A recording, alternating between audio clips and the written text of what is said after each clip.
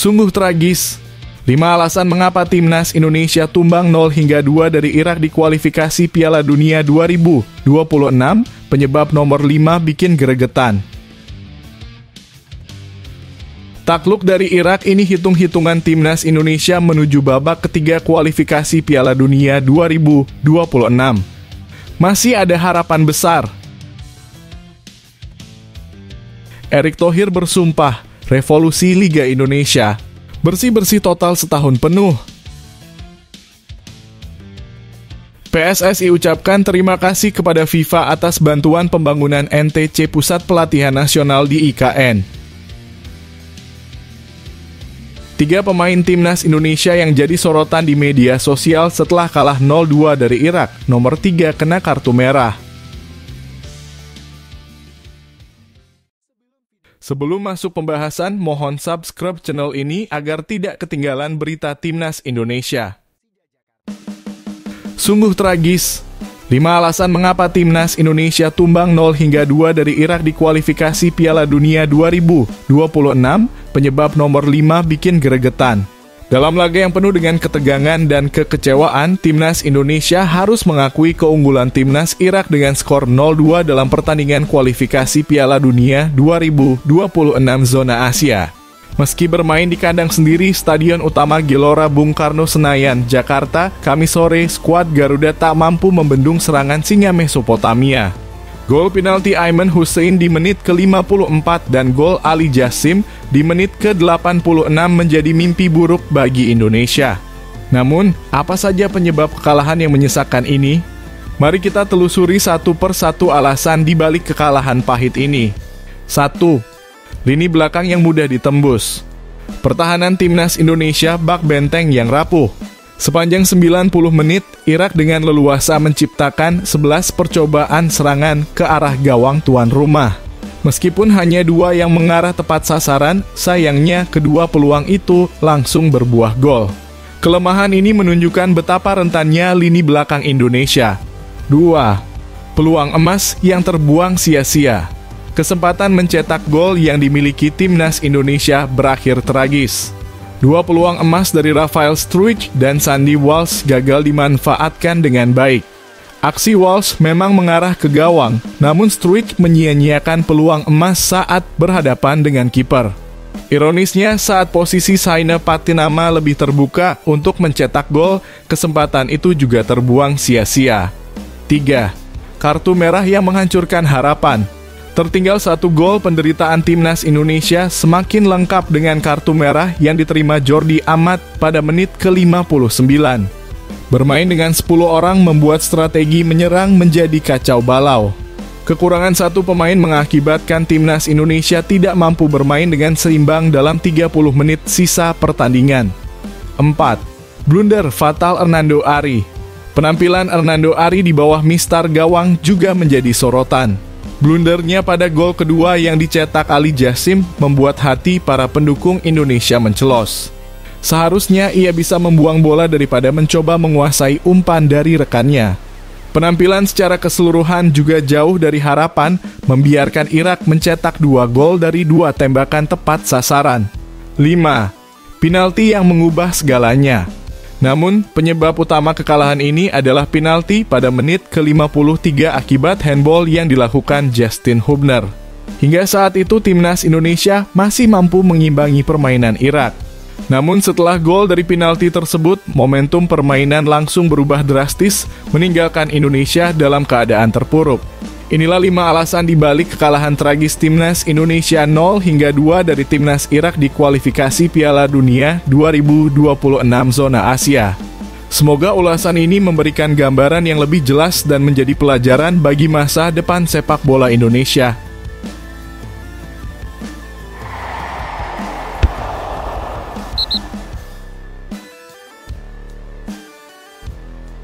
Takluk dari Irak ini hitung-hitungan timnas Indonesia menuju babak ketiga kualifikasi Piala Dunia 2026. Masih ada harapan besar. Meski timnas Indonesia mengalami kekalahan 0-2 dari Irak di matchday kelima grup F kualifikasi Piala Dunia 2026 zona Asia, harapan untuk melaju ke babak ketiga tetap terbuka lebar. Kekalahan tersebut terjadi lewat gol-gol yang dicetak oleh Aiman Hussein pada menit ke-54 dan Ali Jasim pada menit ke-88.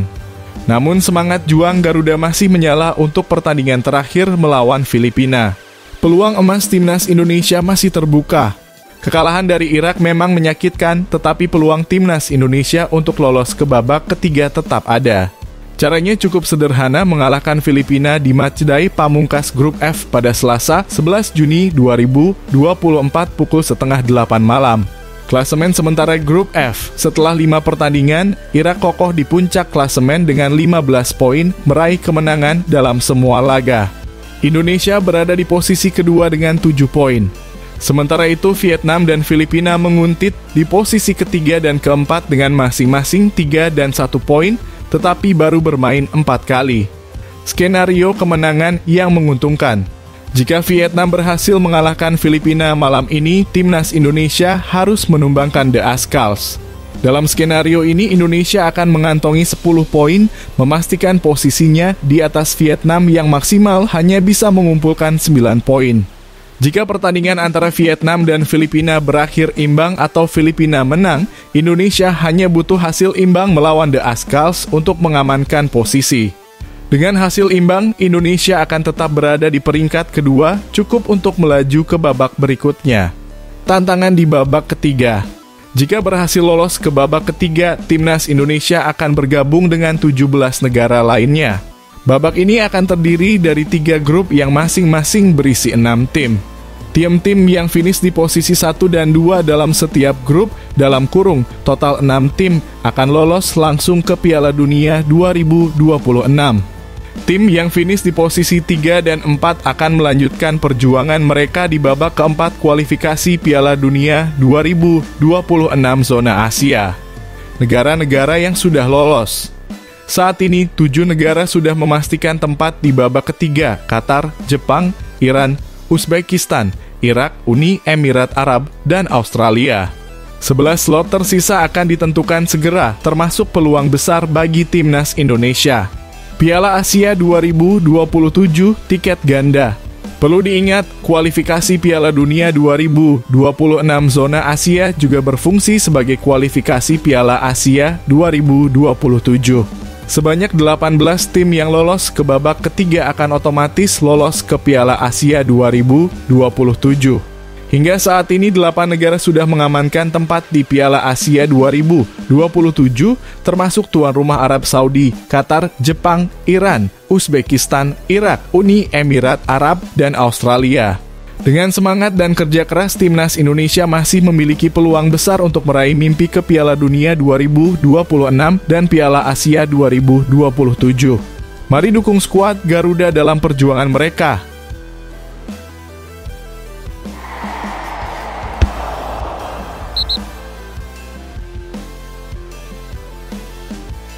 Erick Thohir bersumpah, revolusi Liga Indonesia. Bersih-bersih total setahun penuh. Ketua Umum Persatuan Sepak Bola Seluruh Indonesia Erick Thohir dengan tegas menyatakan komitmennya untuk merevolusi Liga Sepak Bola Indonesia. Dalam upaya ini, PSSI berencana melakukan transformasi besar-besaran demi mencapai status liga terbaik di Asia Tenggara dan Asia. Janji Erick Thohir, bersih-bersih setahun penuh. Dalam 1 tahun ke depan, kami akan bongkar-bongkar, kami akan bersih-bersih, tegas Erick dalam rekaman suara yang diterima di Jakarta pada hari Kamis. Pernyataan ini menggarisbawahi tekad PSSI untuk mengatasi berbagai kekurangan dalam tata kelola liga dan meningkatkan kualitas kompetisi. Meningkatkan kualitas liga. Saat ini, ranking Liga Indonesia masih tertinggal jauh dibandingkan negara-negara lain. Di level Asia, Liga Indonesia berada di peringkat ke-28. Di Asia Tenggara, Indonesia hanya menempati peringkat ke-6 di bawah negara-negara seperti Malaysia, Filipina, dan Singapura.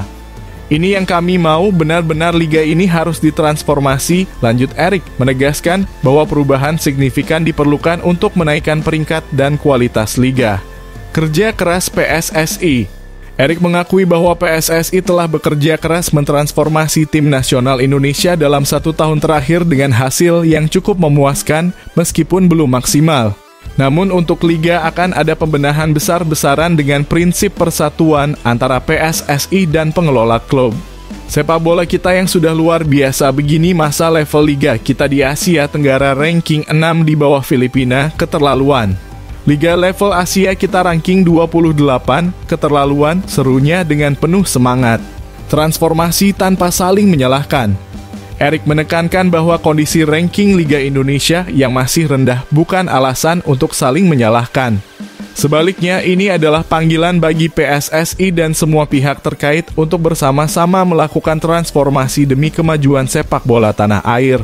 Dengan komitmen kuat dan langkah tegas ini, PSSI di bawah kepemimpinan Erick Thohir bertekad untuk membawa Liga Sepak Bola Indonesia menuju era baru yang lebih gemilang dan berprestasi. Mari kita nantikan perubahan besar ini dalam 1 tahun ke depan.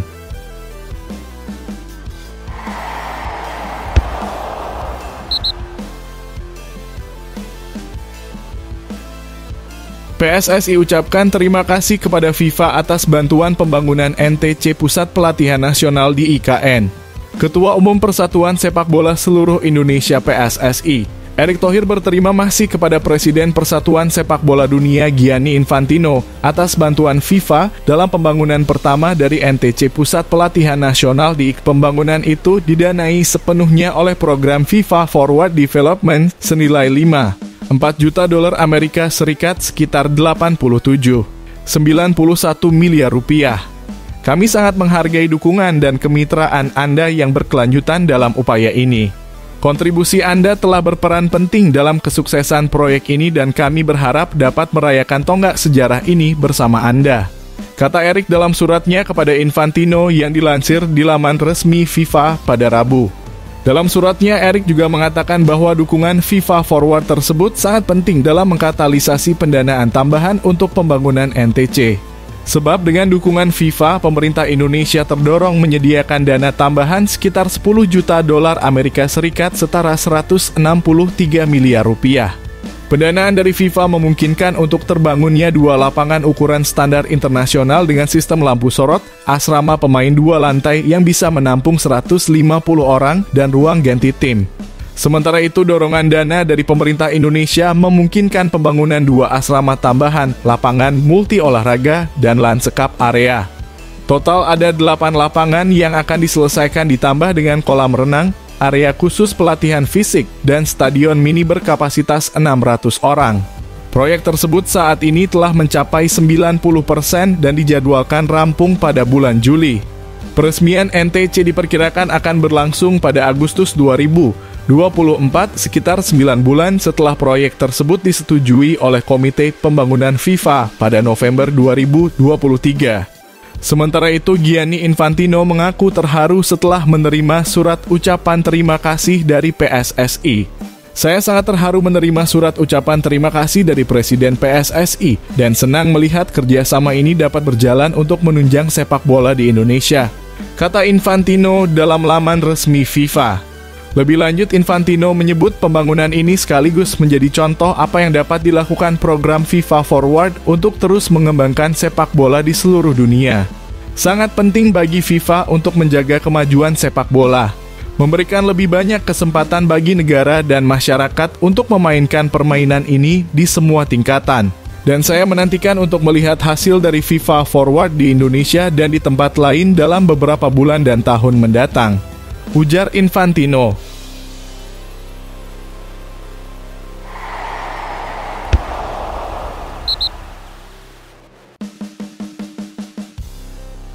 Tiga pemain timnas Indonesia yang jadi sorotan di media sosial setelah kalah 0-2 dari Irak, nomor 3 kena kartu merah. Sebanyak 3 pemain timnas Indonesia yang menjadi sorotan di media sosial setelah kalah 0-2 dari Irak di kualifikasi Piala Dunia 2026 zona Asia akan diulas di sini. Timnas Indonesia yang tampil militan selama 90 menit harus tumbang 0-2 via gol-gol yang dilesakan Aiman Hussein pada menit 54 dan Ali Jassim menit 88. Timnas Indonesia layak mendapatkan apresiasi atas 90 menit yang mereka tunjukkan di lapangan. Namun seperti biasa, ada pencinta sepak bola tanah air yang memberi kritikan kepada beberapa personil Timnas Indonesia yang underperform. Lantas siapa saja pemain yang dimaksud? Berikut 3 pemain timnas Indonesia yang jadi sorotan di media sosial setelah kalah 0-2 dari Irak. 1. Hernando Ari sebenarnya tampil oke. Ia beberapa kali keluar dari sarangnya untuk menggagalkan umpan terobosan para pemain Irak. Namun, penampilan apik Hernando Ari tertutupi aksi blundernya di menit 88. Berniat melewati Muhammad Ali, bola yang dikuasai Hernando direbut Ali Jassim untuk mencetak gol kedua singa Mesopotamia. 2. Justin Hubner back 20 tahun ini melakukan handsball di kotak terlarang. Saat itu bola sundulannya justru mengenai tangannya. Alhasil wasit Shaun Evans yang memimpin laga langsung menghadiahkan penalti kepada Irak. Aiman Hussein yang menjadi eksekutor pun berhasil menjalankan tugasnya dengan baik sekaligus membuat Irak unggul 1-0 atas timnas Indonesia. 3. Jordi Amat berstatus sebagai kapten. Jordi Amat belum bisa 100% memberi kenyamanan kepada Hernando Ari. Di menit 59, bek 31 tahun itu terkena kartu merah langsung setelah menggar pemain depan Irak tepat di depan kotak penalti timnas Indonesia. Alhasil, timnas Indonesia harus bermain dengan 10 orang ketika laga masih menyisakan 30 menit. Saat itu skor masih keunggulan 1-0 atas Irak.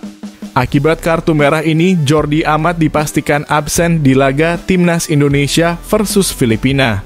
Satu harapannya timnas Indonesia bisa menumbangkan Filipina demi memastikan tempat di babak ketiga kualifikasi Piala Dunia 2026 zona Asia.